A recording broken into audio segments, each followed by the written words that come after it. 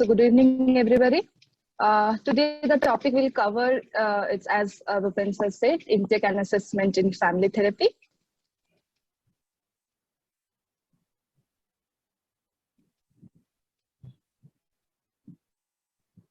Okay. So first, the past few decades have witnessed a major shift in clinical assessment. Now, if we ask a question like this, why should a clinician be concerned with assessing family factors and family dynamics as well? Particularly when he or she is working with primarily or entirely with the individuals, the family individuals, then this is a related question that whether family assessment is having some exceptional value to those who are conducting family therapy. Now, today's topic endeavors to describe and illustrate the value of utilizing family assessment for those who are practicing individual therapy as well as who work with the family therapeutically. I believe all the students have worked with both the aspects. So let's just get started. Now, as I said, the past few decades have witnessed a major shift in clinical assessment. From an exclusive focus on assessing personal attribution and individual pathology, that is some symptoms, impaired function maybe, to a greater awareness of the value of considering how many family attributions or relationship patterns, systemic distress, and impaired functioning maybe affect the individual's attitude, behaviors, distress, and level of functioning.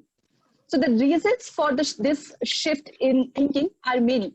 Although a principal reason is the recognition that an individual is always inseparable from their family system. They always work as a whole unit, right? Now, diagnosis means to know. What to know and to understand the problematic situation the family is going through, and then it should be called like diagnosing. So the process of diagnosing started with observing data, forming concepts about the situation, and finally arranging the information in a particular way. All the therapists have an epistemological base. Now, what is epistemological base? It's basically an investigation of what distinguishes between probably justified belief and someone's opinion. So all therapists should have a basic level of epistemological thing. And clinician will diagnose differently according to their assessment, according to their perspective to this base. Now, assessment plays, we all know that, very critical and important role in family counseling. Assessment procedures can be used as a guide to family counselors in order to improve their understanding of level of the patient's family functioning. So the process of assessment is an essential step in guiding decisions about which intervention strategies are in line or with the what kind of cultural background the clients belong to. A traditional non-systemic epistemology, as I said, which is the basis of the medical model, focuses on combining discrete clinician observation and individual dynamics as well. Whereas a systemic epistemology, which is the basis of the family here, that systems thinking focuses on the whole system, how it works, and including the relational dynamics. So in systemic assessment, we see that diagnosis depends on the clinician's observation and elicitation of relational functioning. Any kind of functional pattern it could be, and styles rather than simply on the diagnostic criteria to which many people rely and individual symptoms. So we think assessment. So by bringing more people into the therapy who are involved in the relational field of the identified patient, family therapy and diagnosis has now moved to the idea that the person within the system is a part of the relationship system as well. In short, what we could say that is from a systemic perspective, an adequate assessment and probable diagnosis of an individual must necessarily involve the entire family system. That's the main focus here. Aspects of the assessment, there are some aspects. The process of assessing a family will involve certain stages, which I have mentioned. This could may overlap with one another and may not. So I'll just explain all the stages one by one. So starting with the initial contact, which we made first. The importance of the initial contact with the family can seriously be overstated. The family should be told how the therapist will work with them, who should come for the session, how long the first interview or the next upcoming interviews will take time and all. So some family, what happened that some family doesn't realize that why therapists want to see everybody of the family, like the whole family, why should we call? Often only one family member is perceived as having problems. Yet the essence of the family therapy approach is to view and to treat such problems within the context of the entire family, that they has to know. Several treatment approaches or several problems of an individual or family member can be best understood by the therapist if they join the therapy by the sessions. Like the upcoming session, we always tell the patient that call your father, call your mother, or other siblings if you have in the family. So it actually helps. So some points we should keep in mind that the problem can often be best understood by the person in person of the family members. The behavior of any one family member inevitably affects other members. That is very important. And other family members can often be part of this solution to the problem. It is usually unhelpful to suggest that they are a part of the problem from for the contribution they have. They like the blaming thing they are doing. So they are being responsible. If you like at the starting point, if you started saying so, they will not cooperate with you. So being flexible and go with the flow would be the tactics here. Okay, so reluctance to attend one part of the certain family members may rise of fear that they will feel blame. They will feel that I can be blamed there, or they feel like any kind of shame feeling could be there. So they may also harbor a feeling, the shame or fear, and that will be embarrassed. So in dealing with reluctance to attend, the possibility should be borne in mind, and if necessary, to deal with it. Then next is the joining part. So joining is a very important part of family assessment. Is the we can say it is mainly the proximity, the three positions proximity, which I showed in the slide, is given by Minuchin and Fishman. So they have just broadened this concept with three. They just arrayed this concept into three parts, into three position, I'd say. That is close, second is median, and disengage. In the three parts, the therapist or the family therapist or the counselor could be neutral at every point, but they would help them to get rid of the problem they are having. So in the first part, the therapist actually helps to join everyone to start the family therapy, in a very formal way. Then in the second part, they got to know that what kind of problems they are going through. Minuchin has used a word called tracking. So tracking means every behavior they have developed in themselves, or every new kind of behavior they are started to show like in the family system. And third one, it's like a pinball player, I could say, where the therapist not only see how they act, how the family functioning is going on, but they started to intervene and to some extent make them accept or make them able to change their daily routine or to alter their daily routines. So that is joining.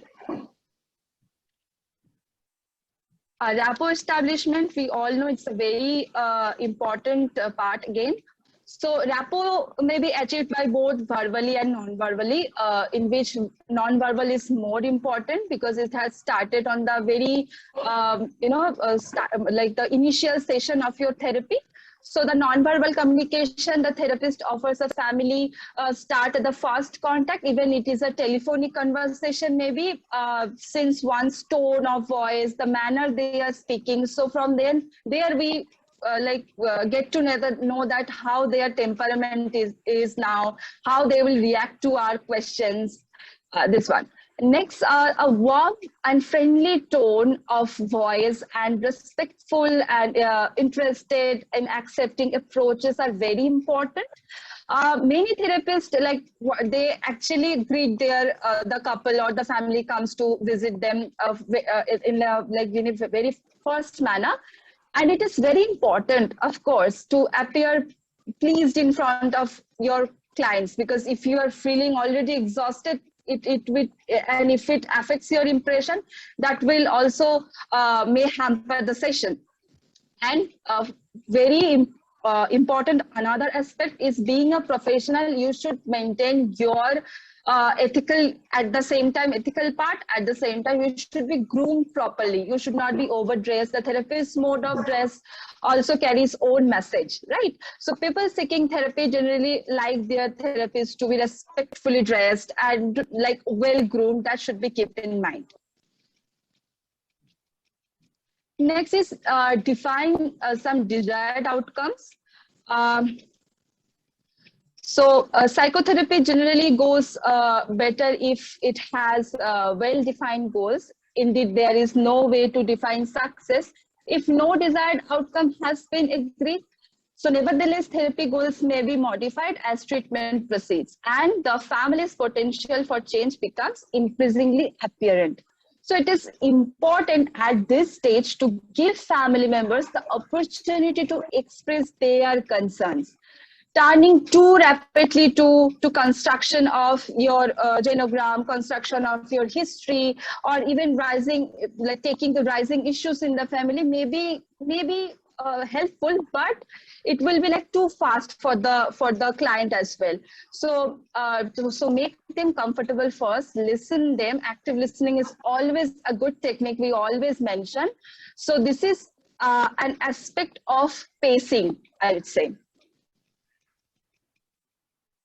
Then coming to the construction of genogram, then taking the family history part, then family developmental stage you may started to take. These are the symbols we use in genogram construction. I have given the list of it. And here's a genogram I have constructed, like for an example, that there's a family, the patient and wife is now separated, not legally, but separated. And the client is having some problem, and the genogram is a 3-generation genogram construction. And next is eco mapping. Eco map is always very helpful. It's actually a graphical or pictorial representation that how this family, what you are treating now, is active. How active is their social life? How they are socially connected with others? So eco mapping is a little bit different from genogram, because genogram is given as the hereditary or the pervasive familial pattern, whereas the eco mapping says how they are socially connected. As you can see here, the physician, the social service, the friends, the colleagues, the neighbors, all are here included. And from the eco mapping, we would understand that again, how they are socially connected. Is there any community participation is there for the families or not?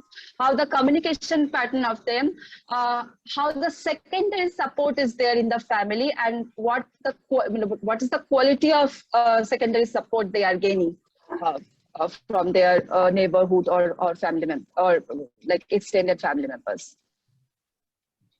Then the family dynamics part came, as you all, I think you are aware of these points, starting from the boundaries, then assessing the subsystem, then leadership pattern or decision making of the family members, role structure and allocation or role functioning in the family, role expectation, role conflict. These are the main thing you have to cover, and this is very important. You know, I say to my student, I always instruct that if you are taking your family history good enough, that you are halfway done.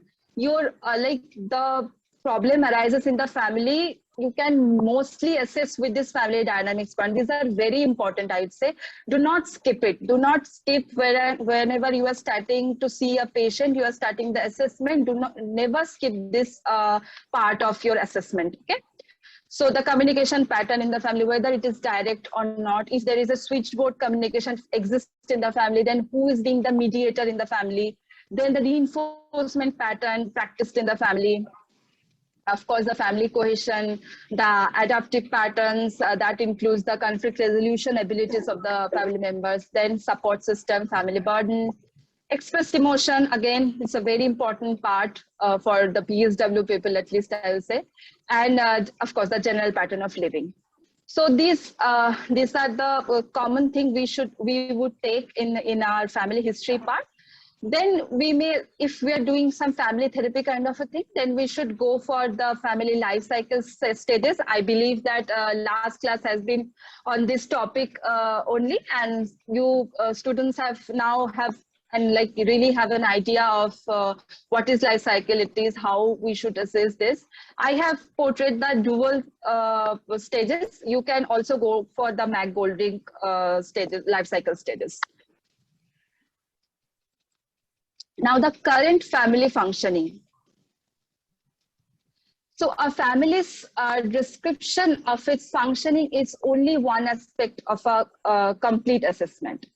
So the format, organizational structure may be described, but the says little about how the different parts habitually interact and about the functioning of the system as a whole.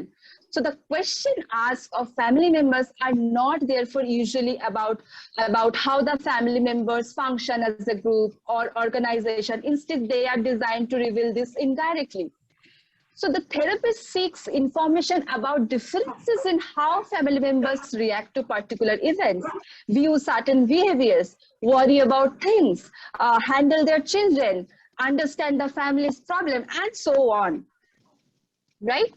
So this style of interviewing has considerably therapeutic potentiality. For example, it opens up the system to new information, like it allows members to learn about themselves from others. It gives them a third person's perspective, allows members to take a reflective rather than a reactive stance to other members.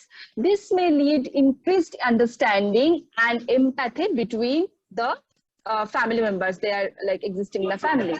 So there is a view of Bowen's on triangles. And the concept level alliances, foliation, and detouring kind of a thing.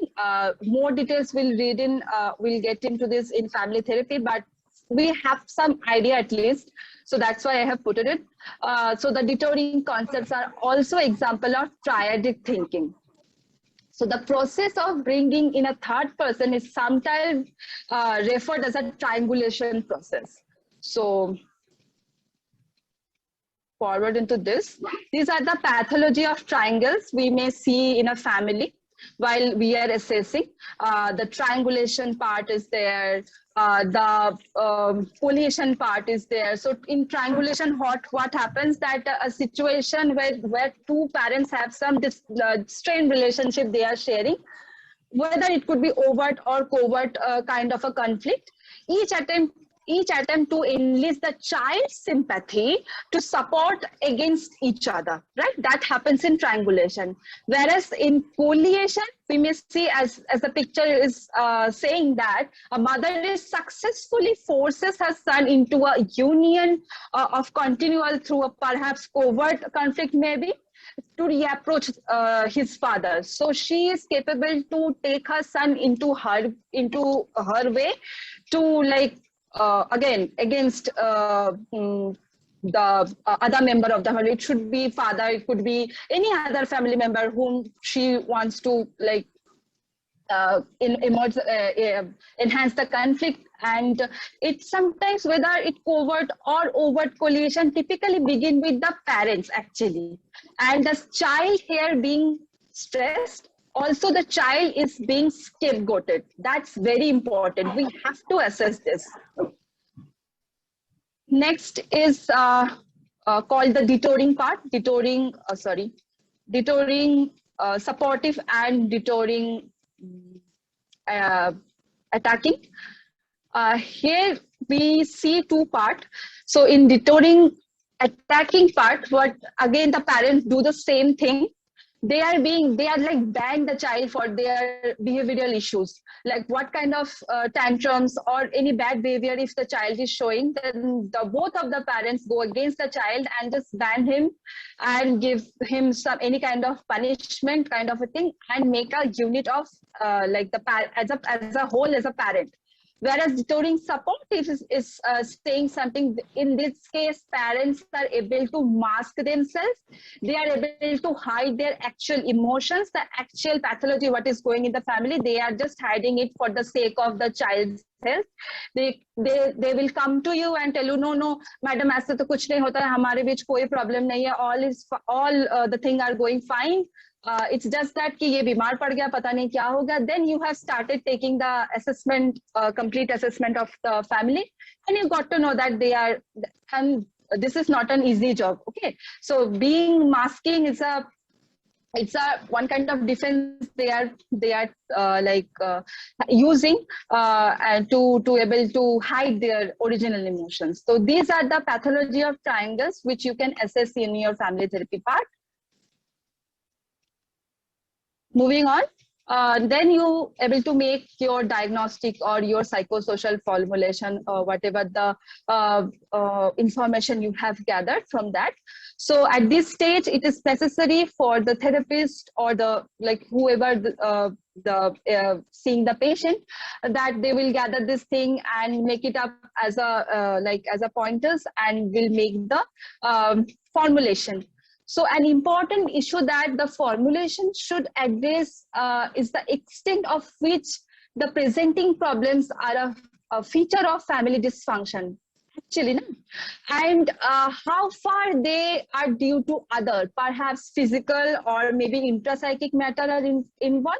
So it is not just a thing that you have to list out and give the description.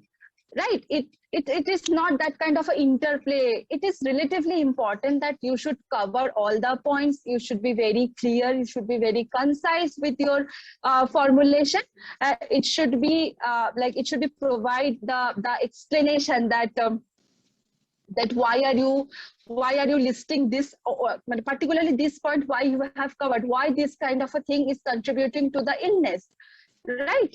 So again, a brief description of the problem which have led the family to seek help, and then mention the family's makeup with the members' age, relationship, they are sharing, their occupation and family's developmental set, etc. Then the therapist understanding of the family and nature of their behavior, or what kind of pathology they are developing. Then family strength, you have assessed the weaknesses, you have assessed, you should mention that. And finally, information about family's ecological context or the supra system that you have assessed and how this is affecting the family, you should have mentioned this. When treatment appears to be needed, The formulation should lead logically to a treatment plan and usually a prognosis, a statement of expected outcome with or without treatment. So you should be very tactful in this part, and you should, think and logically like input your findings to this formulation. Then the feedback and recommendation part.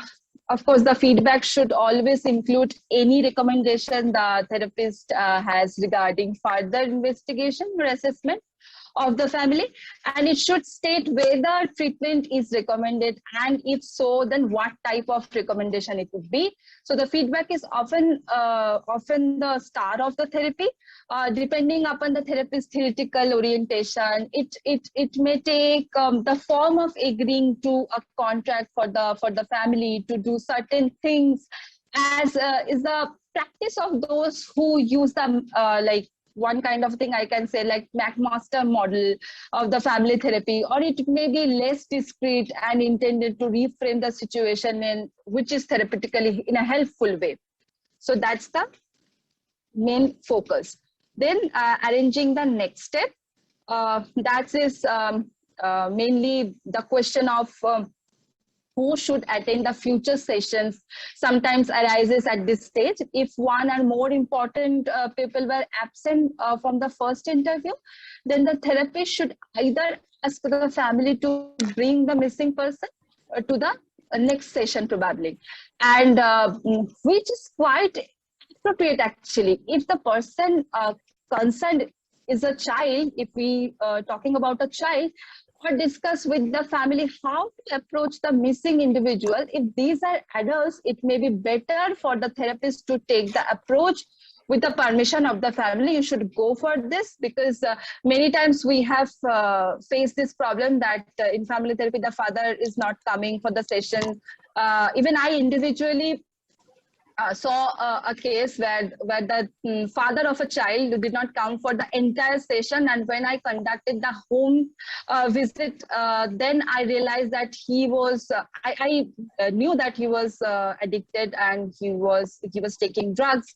But the time when I the face-to-face conversation was happening, I was interviewing him, then I saw that he was very, in a feeling of shame or guilt maybe, or in front of his child, he was very afraid that I will maybe like scold him, I'll maybe like humiliate him. That's why he did not even participate in this session process. So this is. And finally, the referring to other professionals.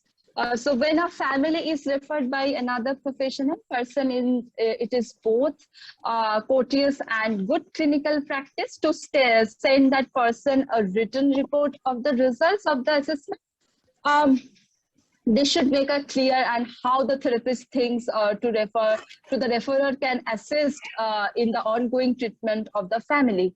So this may involve no more than the referrer not getting involved in the issues the therapy is addressing, but referring also the question of family, like the family may ask about those issues back to the therapist, or it might just suggest to the more active involvement of the patient or of your client by the it could be family physician, it could be the pediatrician, it could be the child welfare, any person who is related to child welfare association, or maybe school kind of a thing. So that's why it is important. So we have completed that. The general parts we have covered, we usually covered in our family therapy assessment. So some recent development of family assessment we have seen now these days. So there have been a few non-worthy developments in the assessment of families. Perhaps the most obvious is the increasing number of assessment devices, which I like to mention, at least the names, so people got to know that what new dimension we are having these days. So basically aimed at the children, adolescents, and parent-child relations. So there have been increases in number of instruments on children and adolescent functioning, like for their academic performance, for their psychopathology, for their personality and all, as well as parenting. Parenting, this is also very important, and all these are available freely in internet. So indication, there is some indication for utilizing assessment with families. So providing treatment or recommendation without adequate assessment can be problematic, right? So clinicians need to know where the family has been, is now, and what direction they want to go. So by understanding families and their concern, clinicians are more likely to intervene in a very helpful ways. So in other words, assessment is both an event and a process also. So family assessment can be done for general or specific indications. As a general indication, assessment is a guide and rationale for family treatment, and it can become an intervention in and of itself. And another part is assessment can clarify issues, specify symptomatic distress, identify levels of impairment, and identify the goals of focus of treatment. So as an intervention, clinicians can use assessment to support and validate families, as well as encourage their involvement in the treatment process. So accordingly, clinicians use assessment to welcome families into the therapy or into the treatment process, and join with them to give them feedback to validate their concern and engender hopes. By asking questions, clinicians intervene the prompting family members to think about issues and relationships in different ways. So finally, clinicians can use assessment techniques to track ongoing progress and reevaluate goals. They stay in touch with the family, changing their context and self-evolution. So these are the 5 broad types of measures which have been introduced very recently in following this recent trends. The family assessment part has been divided into 5 broad or major aspects, or major types of aspects as we can see. So first one is qualitative assessment, then the standardized assessment, then observational assessment, ongoing assessment, and self-report assessment. All this includes not only everything is very new to us. These portions or this part has been included. The previous thing which we have some idea or notion in us, like the models of family therapy, or the models of assessments, or the scales or instrument which we have already used for, like the old school thing is also there, but some new trends has been followed by this. So there is a very brief orientation about what is qualitative assessment. We come later to the discussion. So qualitative assessment is a type of evaluation that yields subjective data and narratives derived from unstructured method of data collection, naturalistic observation and existing records in contrast to quantitative assessment. Its methods tend to be the holistic and integrated. So compared with the standard test, qualitative assessment offers a more active role for the clients and more intimate connection between the assessment and the treatment process. Qualitative methods are well suited to use with the families, as they can foster mutuality, they can foster the participation and commitment and support and communication and so on. So yeah, then the standardized assessment, this actually includes the basic psychological testing. We'll come this to later. And so standardized assessment is distinguished from other assessment type by the objectivity with which data and collected and analyzed, by its validity, reliability, as I said, because the instruments are quite similar, and norms are based on a large representative sample of the population. So I'll just discuss it later. Then the observational assessment. It is basically to facilitate comparison between families. It is common to establish a specific task to be performed by each family. So the form of the task chosen should reflect common problematic solutions in average family life. That is discussing how to solve a discipline or how to solve a problem with a child or with an adolescent. So yeah. So the ongoing assessment influences actually the direction of treatment in two ways.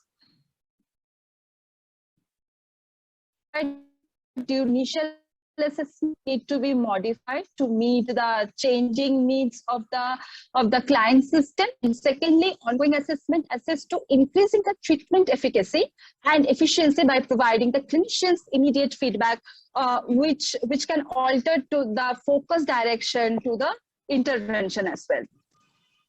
And finally, the self-report assessment. This is the shorter version of scales that we have been used. The patients or their family members can use it by themselves. So the value of self-report measures over the types of assessment, it is the easiest version, and with which ratings of the partners or individual family members can be compared to the ratings of the other partner or other family members regarding the treatment issues. In the past decade, rapid assessment instruments were increasingly being utilized by the clinician. And now these days we have been using it as well. So now steps of qualitative assessment. The most significant development, I would say, in the past few years affecting the family therapists and healthcare professionals has been the rapidly growing momentum of some evidence-based research or evidence-based practice, right? So here I discuss that interestingly, the rise of evidence-based practice has happened at the same time as the traditional hierarchical relationships between the health and care providers. Patients have yielded to more collaborative relationships. And evidence-based practice, which includes the practice-based evidence as well, is about generating, making sense of and utilizing knowledge that is high quality and that has the great likelihood of helping consumers and obtain positive desired outcomes for their routine and their crisis healthcare needs. So yeah. So using of qualitative assessments in couples or probably in family therapies as well provides many of the same advantages that quantitative research has given us. So qualitative strategies are flexible, it's non-reductionist, focus on meaning and understanding and interpretation of experience and relationship, I'd say. So the complexity and multiple perspectives present in the family therapy provide rich opportunities for the clinician interested in qualitative assessments. This may include various kind of figures, graphical representation, construction of genogram. You may use of certain drawings, or sometimes it includes the observation or story making maybe. So these are the assessment instruments we may use in qualitative assessments, like observing, making structure or hierarchy, interaction pattern, then diagnostic interviewing. Then I have mentioned the specific family members to whom you can apply this, and languages are also available. Again, the interviewing thing, the circular questioning, the solution focused questioning, the narrative question you may ask in this process, and making construction, as I said. So these are the assessment instruments for qualitative assessments. Then some strategies we may use or utilize doing qualitative assessment. That is, select qualitative assessment strategies appropriate for the couple or family and their presenting problems. And then implement a selected instrument, then implement a selected qualitative strategy that you have, think of it. And next is collect additional or collateral information about the couple or family if needed, and sometimes or mostly it is needed. Then coming to the standardized assessment. This includes the use of standardized psychological tests, as I have already mentioned.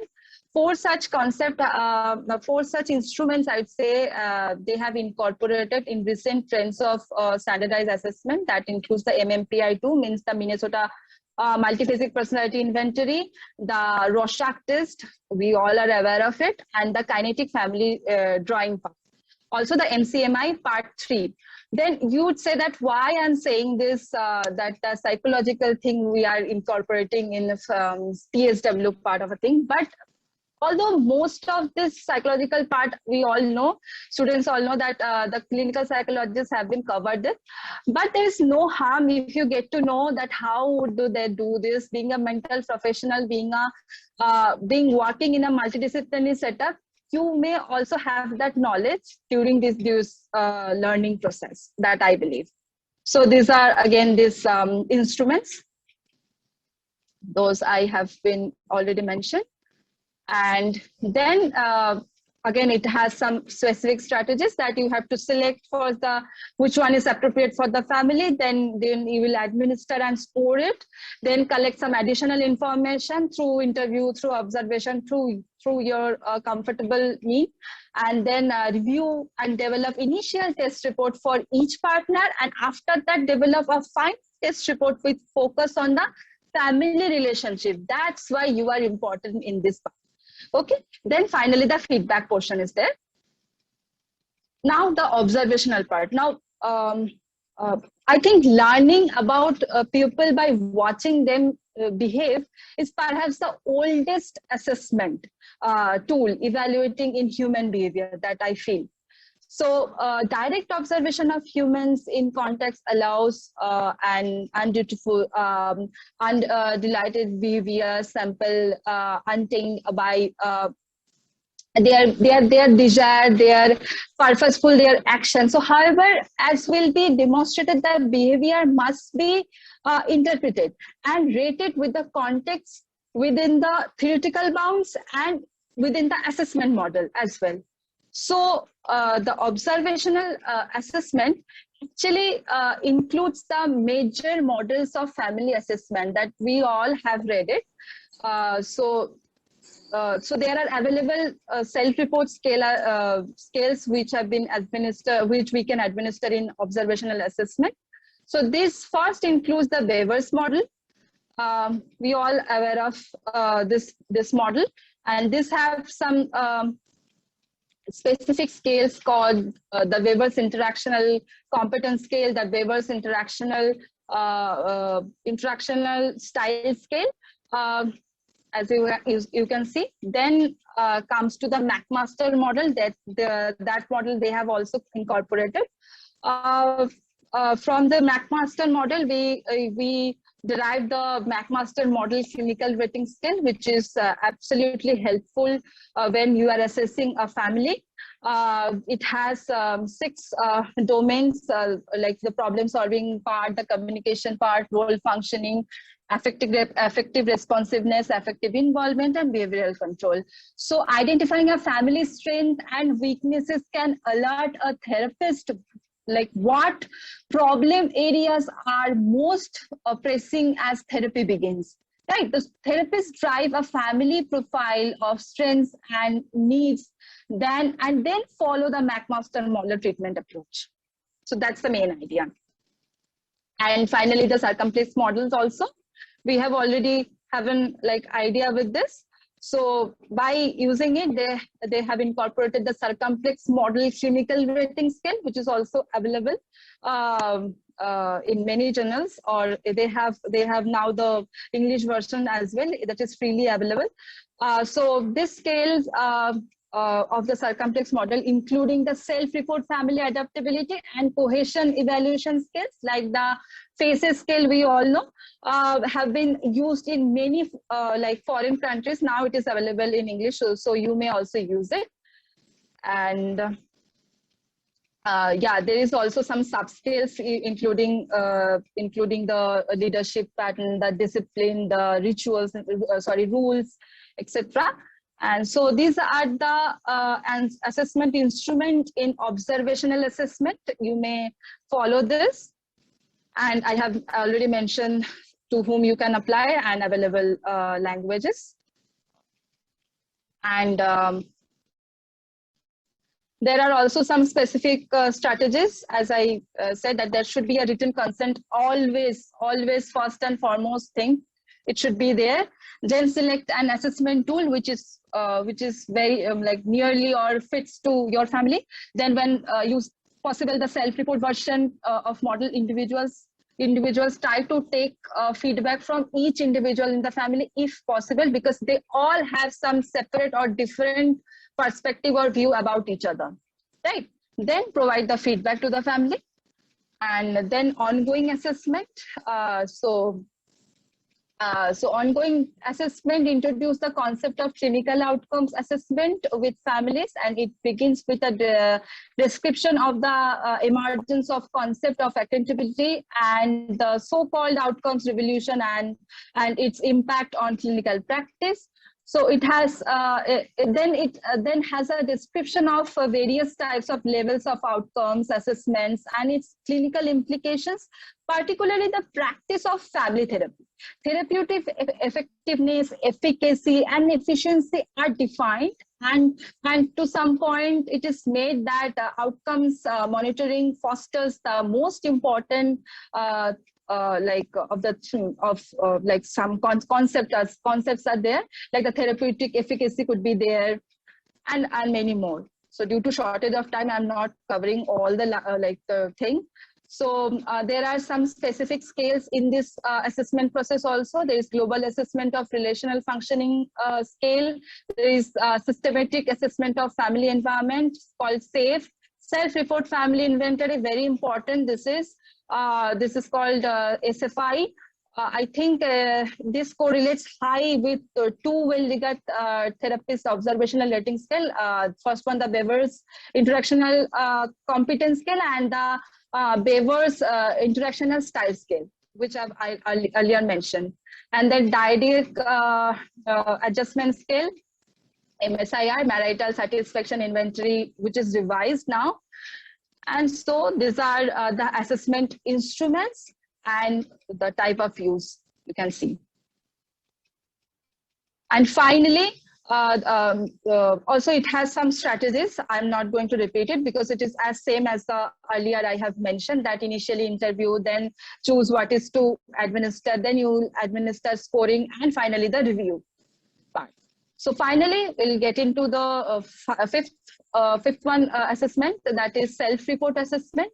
So in this age of accountability, clinicians face increased demands of demonstrate their effectiveness of their evaluation and interactions.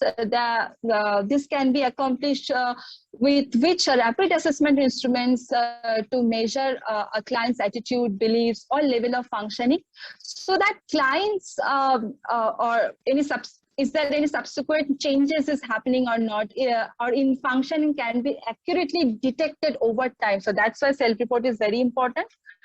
Again, these are the areas of assessment where you can use the self-report scales.